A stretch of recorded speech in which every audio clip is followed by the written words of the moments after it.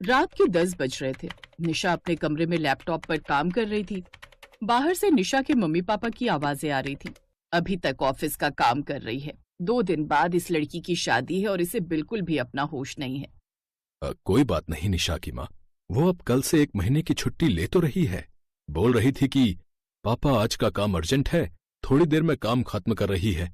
इसकी जगह जो 1 महीना काम करेगा उसे काम समझा रही होगी। तभी निशा के कमरे से आवाज आई, मम्मी बस 5 मिनट एक मेल भेजकर बाहर ही आ रही हूँ। अरे आदित्य जी की 5 मिस्ड कॉल्स। हो, ऑफिस के चक्कर में मैंने आदित्य जी की कॉल भी नहीं देखी। चलो अब कर लेती हूँ। हेलो। अरे मैडम, परसों हमारी शादी है और तुम अभी भी फ्री नहीं हुई हो। क्या करूं, मेरा तो ऑफिस घर पर ही है ना, तो काम तो खत्म करना ही था। बस अब अगले 1 महीने तक मैं बिल्कुल फ्री हूँ। चलो फिर बढ़िया है, आराम से 1 महीना हम शादी के बाद के दिन एंजॉय करेंगे। कोरोना के बाद से ही निशा की वर्क फ्रॉम होम जॉब थी। एक अच्छी मल्टीनेशनल कंपनी में वो सॉफ्टवेयर इंजीनियर थी और उसे इस सेटअप की आदत हो गई थी। सुबह 9 बजे वो अपने कमरे में आराम से लैपटॉप खोलती थी, जिसमें काम करते हुए उसकी मीटिंग्स चलती रहती थी। सब कुछ परफेक्ट था। शादी से पहले तक तो निशा का वर्क फ्रॉम होम अच्छा चल रहा था। वो बहुत रिलैक्स रहती थी, पर शादी के बाद उसे वर्क फ्रॉम होम अब ससुराल में शुरू करना था। शादी के बाद 1 महीने तक तो निशा की छुट्टियां थी, इसी वजह से उसे कोई परेशानी नहीं हुई। निशा के ससुराल में सब बहुत अच्छे थे। सासू माँ प्यारी और समझदार थी। ननद और देवर दोस्त जैसे थे। निशा को लगा कि उसे ससुराल में भी मायके जैसा ही माहौल मिलेगा, लेकिन हकीकत थोड़ी अलग थी। 9 बज चुके थे। निशा के ऑफिस का पहला दिन था। उसने ईयरफोन लगाकर काम करना शुरू किया, तभी दरवाजे पर हल्की सी दस्तक हुई। बहू, जरा दरवाजा खोलना। जी माँ जी, खोलती हूँ। आज खाने में दोपहर में राजमा चावल बना लेना। मेरे भैया भाभी आ रहे हैं, एक दिन यहीं रुकेंगे। जी, दोपहर में मैं 1 घंटे का ब्रेक होगा तब बना लूंगी। अभी तो मेरी मीटिंग स्टार्ट होने वाली है। अच्छा अच्छा, तुम्हारा आज ऑफिस शुरू हुआ है। ठीक है बहू, तुम काम करो, तब तक मैं सब्जी काट देती हूँ। निशा ने दरवाजा फिर से भिड़ा दिया। तभी कुछ देर बाद उसकी ननद दरवाजा बजाने लगी। निशा भाभी, क्या मैं अंदर आ सकती हूँ? निशा भाभी। हाँ हाँ, आ जाओ। भाभी, वो जो आपका इवनिंग गाउन है ना, क्या आप मुझे दे सकते हो? आज मेरी फ्रेंड का बर्थडे है, मैं सोच रही हूँ मैं आपका इवनिंग गाउन पहन जाऊँ। हाँ हाँ, तुम निकाल लो, मेरी मीटिंग चल रही है। मैंने म्यूट किया हुआ है। ठीक है, वो सामने अलमारी में रखा है। निशा की ननद वंदना इवनिंग गाउन निकाल कर चली गई। निशा बहू, ब्रेक होने में कितना टाइम है? वो तुमने राजमा चावल बनाने थे ना, मेहमान आने वाले हैं।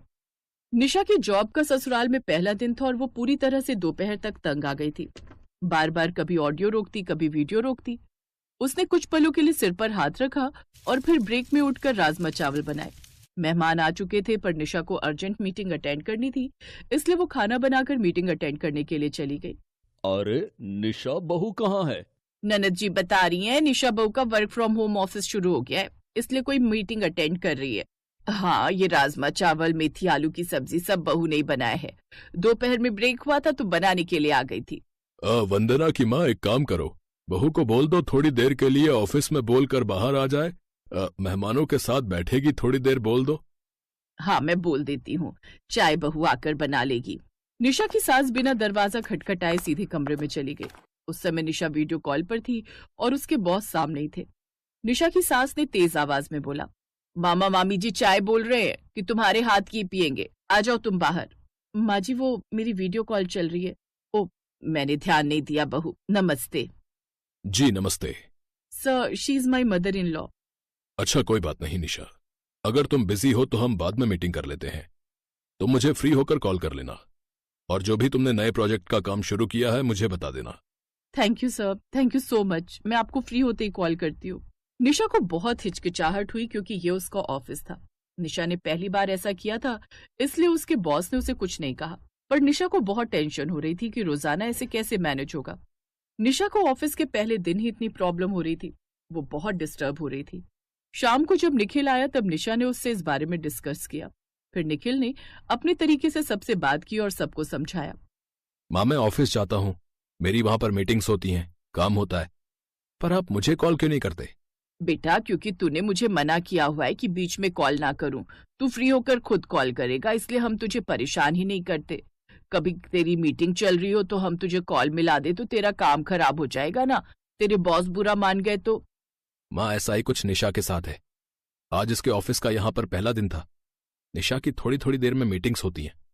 इससे कोडिंग करनी होती है, अर्जेंट प्रोजेक्ट की फाइल सबमिट करनी होती है, बहुत सारे काम होते हैं। इसके साथ और लोग भी जो काम कर रहे होते हैं, उनके साथ इसकी मीटिंग चलती रहती है। पूरा दिन दिमाग की बहुत खपत होती है माँ। जॉब करना आसान नहीं है। जॉब वर्क फ्रॉम होम हो या फिर वर्क फ्रॉम ऑफिस, दोनों ही बराबर है। दोनों में ही अटेंशन रखना बहुत जरूरी होता है। अगर बीच बीच में कोई डिस्टर्ब करेगा तो ध्यान भटकता है माँ। निशा ऑफिस में जॉब करती है। ऑफिस वाले नहीं समझेंगे कि निशा अपने ससुराल में जॉब कर रही है। इस समय निशा की ससुराल ही उसका ऑफिस है, क्योंकि इसका वर्क फ्रॉम होम है। निखिल की बात को सबने ध्यान से सुना और समझा। सचमुच सबको एहसास हुआ कि उन सबने पूरा दिन निशा को कितना तंग किया। मैं एक काम करती हूँ, वो पड़ोस में जो खाना बनाने वाली आती है ना, मैं उसे बोल देती हूँ, वो रोटी बनाने के लिए आ जाएगी। निशा बहू, हम रोटी वाली रख रहे हैं, तुम्हें खाना बनाने की कोई टेंशन नहीं होगी। तुम परेशान मत हो बहू, तुम अपने ऑफिस पर ध्यान दो। सॉरी भाभी, मैंने भी आपको डिस्टर्ब किया। इसमें डिस्टर्ब करने की कोई बात नहीं है। आप सब मेरे अपने हो, इसीलिए मैंने आप सबके सामने अपनी बात रखी। मुझे अपने नहीं समझेंगे तो कौन समझेगा।